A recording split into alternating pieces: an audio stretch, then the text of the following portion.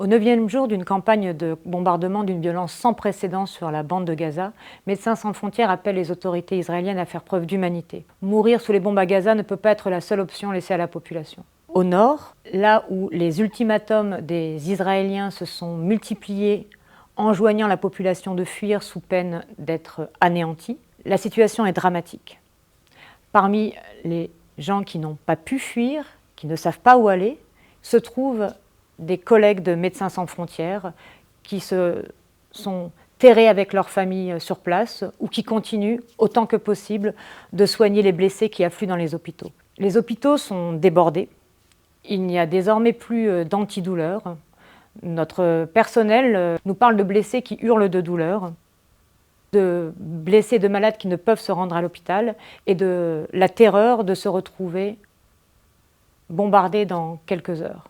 D'autres personnes nous racontent l'impossibilité, ne serait-ce que de sortir 1 heure pour aller se réapprovisionner au sud de Gaza, là où la population a été appelée à se déplacer par les autorités israéliennes. La situation est extrêmement difficile.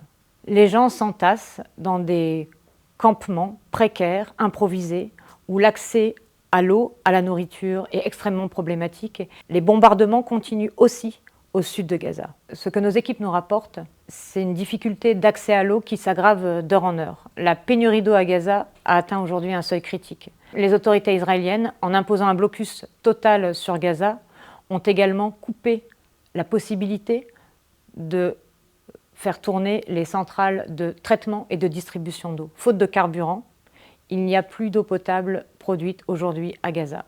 Face à cette situation critique, nous demandons aux autorités israéliennes d'organiser et de maintenir des zones véritablement sûres où la population peut espérer être épargnée des bombes.